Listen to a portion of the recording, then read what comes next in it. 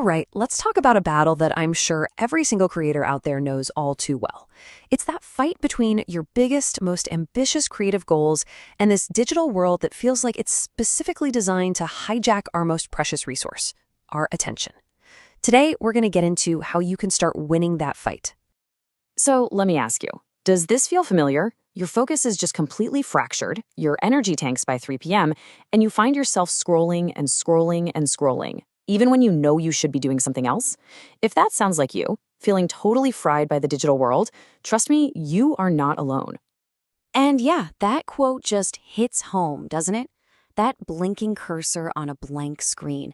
The hours just seem to evaporate.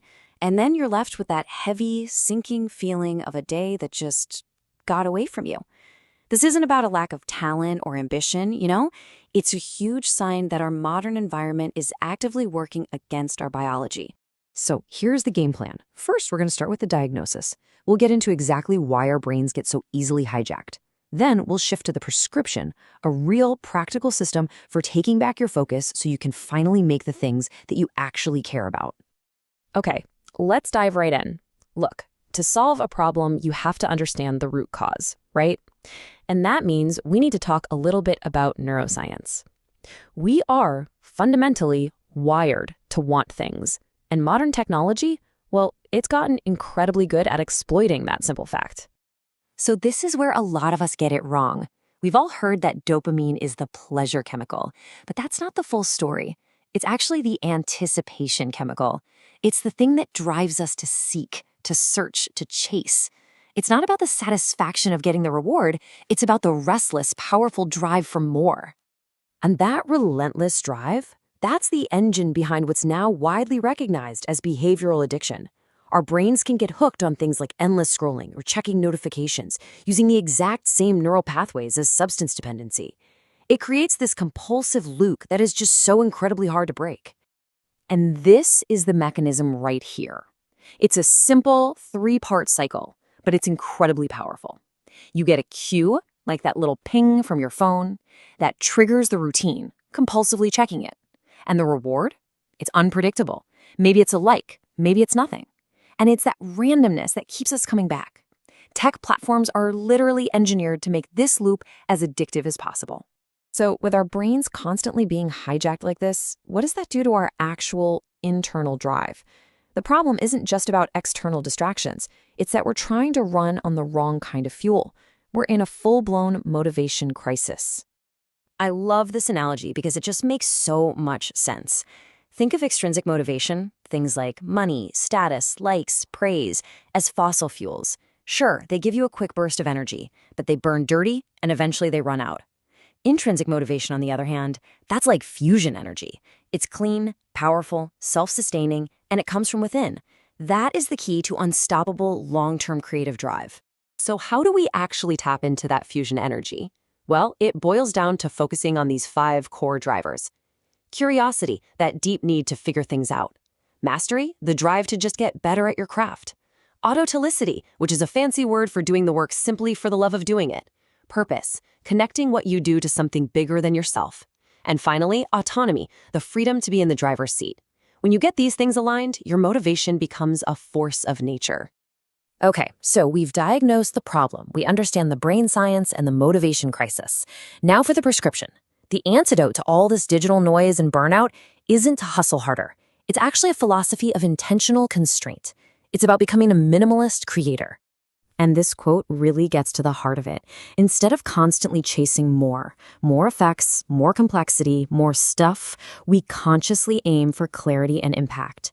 It's about creating rhythm and breathing room, both for your ideas and for your audience's attention. And this is what it feels like. Minimalism isn't about emptiness or being boring. It's a deliberate, powerful choice to remove every single distraction so that your core message can land with maximum force. It truly is an antidote to the chaos we're all swimming in. And here is how we can put this philosophy into action. This isn't just a vague idea. It's a real, practical work style. It's all about pairing that less is more design philosophy, using just a few key elements and deliberate timing, with the incredible speed of AI tools. The result? You can deliver clean, focused, powerful work way more efficiently and without the burnout.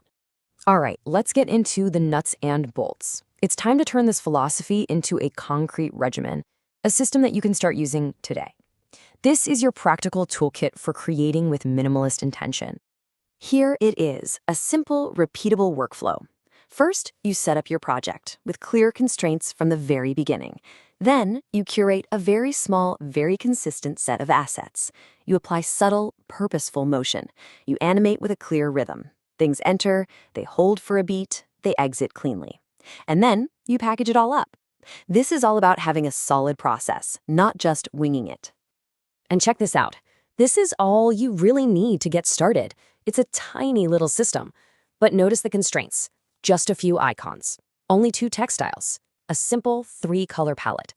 You see, consistency and restraint in a world of chaos, those are your new superpowers. And this mindset applies to everything, even something as simple as your font choice. You don't need 1,000 options. That just leads to decision fatigue. You just need a few clear, versatile, and super readable typefaces. These are proven workhorses that deliver clarity without adding any unnecessary distraction. So let's zoom out and bring this all together.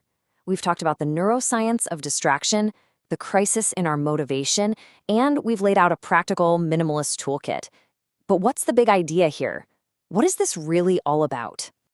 And this right here is the ultimate point.